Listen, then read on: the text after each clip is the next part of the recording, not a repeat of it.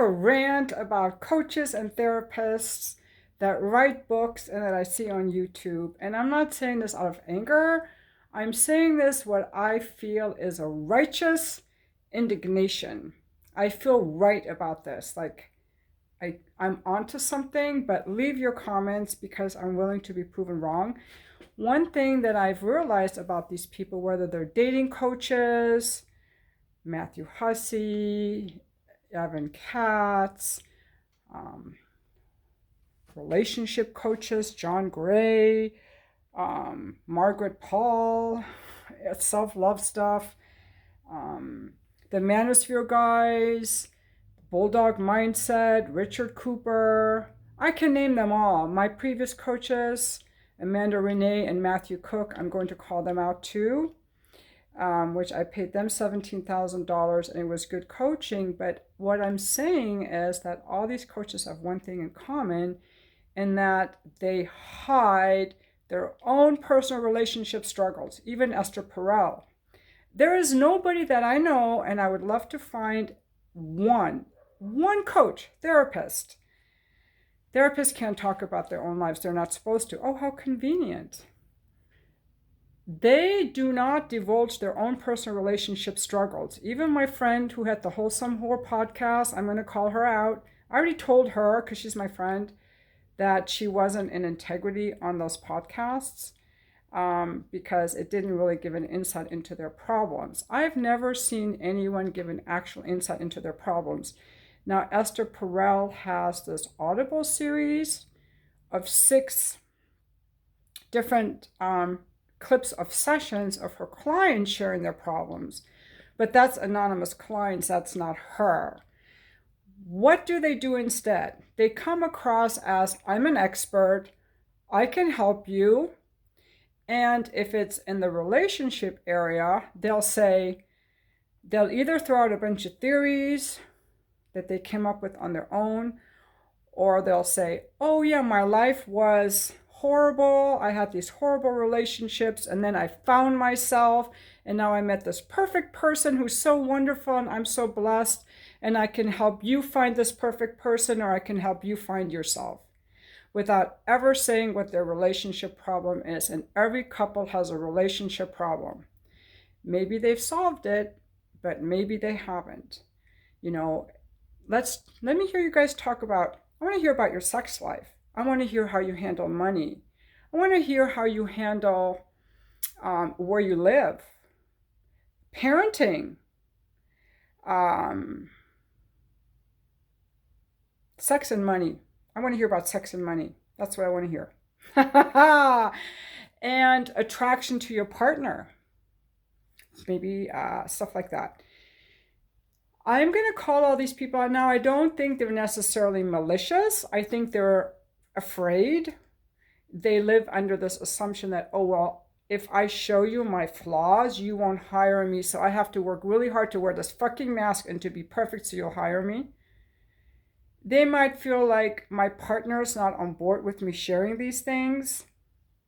They might not even realize it's a blind spot, but it's cowardice. I want to hear what your actual relationship problem is. That's what I want to hear. And I don't know anyone like that. And I've never had a coach like that. And I've had quite a few coaches. Or I had business coaches. They don't tell me what their business problem is. Nobody wants to divulge their weakness. But in trying to look perfect, you come across as a phony. That's what I really think. And that's why I try so hard to show you some of my vulnerabilities. And I might have blind spots too. But if I don't show you my vulnerabilities and my weaknesses, then I'm a fraud by definition, because nobody is perfect. So I just made a bunch of posts on Facebook about this because I feel like I think I'm onto something here. It's not, I think that coaches have to be role models and share their actual struggles. I will tell you one couple who did do this. They wrote a book. It was Finding the Love You Need, or it was this couple. They said that they were husband-wife couple teaching about relationships. And after 25 years, they were struggling in their own relationship. They were having a lot of problems, and they were very embarrassed because they were about to file for divorce. And they realized that he had trouble receiving love. He kept pushing her love away. And out of that realization, they wrote a whole new book on self-love, and they came out and admitted that, which was very embarrassing. So that's the only example that I see. And often it's easier for people to do this in hindsight, not at the time that it takes a lot of courage to come out publicly and talk about the problems in your relationship as they're happening. It's usually a lot easier when the problem is already behind you.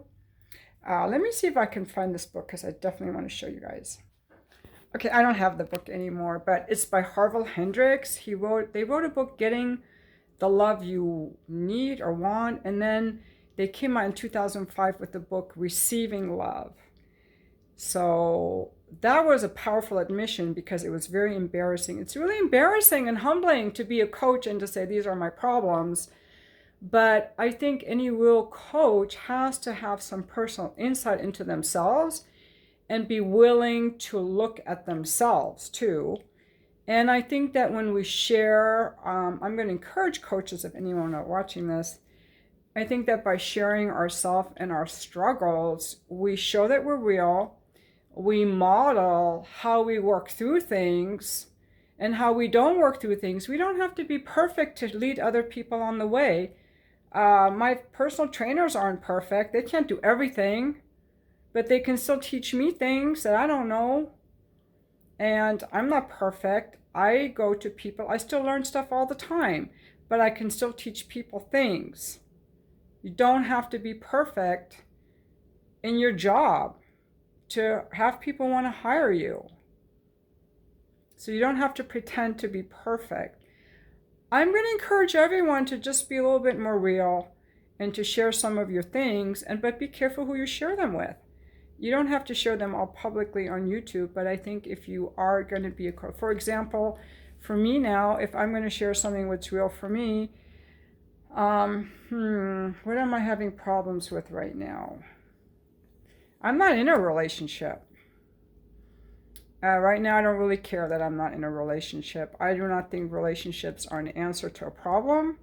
I think I'm not in touch with my need for wanting support from a man. I'm not feeling that at all.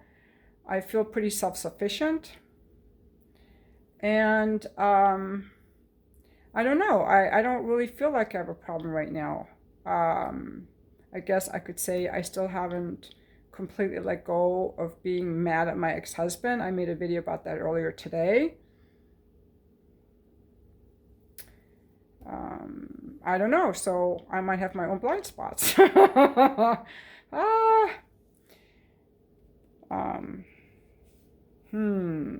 are my problems that I'm struggling with?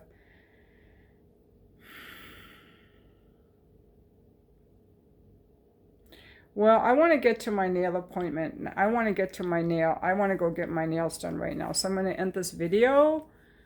Right now I'm struggling with finding a problem that I have. I don't really have a problem right now.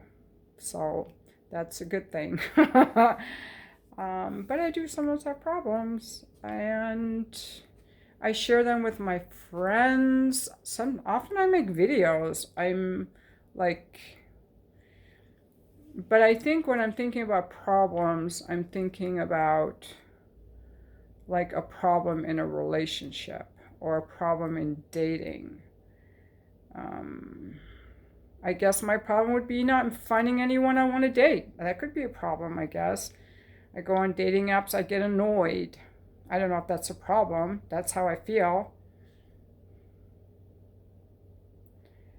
But like this therapist once told me is, Shahrzad, don't go looking for problems. You're doing just fine. After my divorce, I went to a therapist to see if I had any problems. I was always looking for problems.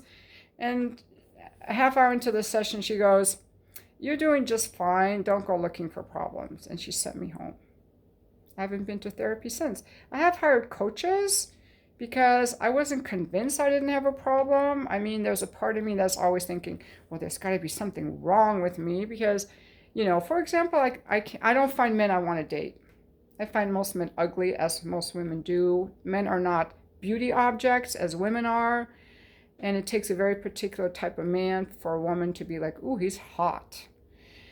And so I thought there must be something wrong with me that I can't find someone I want to date. That's why I hired all these coaches.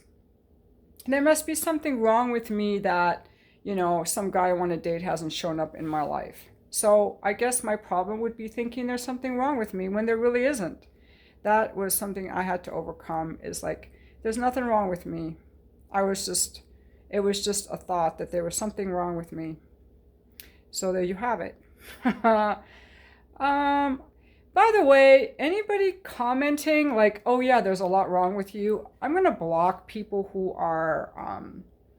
don't know how to have a proper polite discourse. I'm going to block people who are critical or rude or mean or condescending, or who speak to me with contempt. That's a violation of boundaries, and it's improper discourse and communication. So while I do encourage people to share their viewpoints, you're free to agree and leave all your comments. When I do read the comments, if I find something that sounds like contempt or talking down to me or belittling me, I either delete the comment or block the person, or both. So if you're feeling like angry with me or something, just say nothing and go watch another channel, because projecting your anger onto me or onto the comments is kind of loser status, in my opinion. Like, think of how you show up and represent yourself in public. Have some professionalism in what you say. That's what I want to say to people who leave those comments. I don't have that many trolls anymore. YouTube has done a really good job on cleaning up the trolls, but some of them still slide in, and I guess I could ignore it, but I don't want to. I'm like, that doesn't feel good. That's not a nice way to talk to me. I don't have to allow that. Why should I allow that? If I don't like it, I can just delete it. Now, I do want people to have different opinions. That's always welcome. I want to be a clearing for people to disagree and to have different opinions, but I'm not a clearing for hatred or bullies or people who project anger just because that's who they are. This isn't a welcome place for that. You'll have to go find another sandbox. And for those of you who watch my videos, thank you for watching.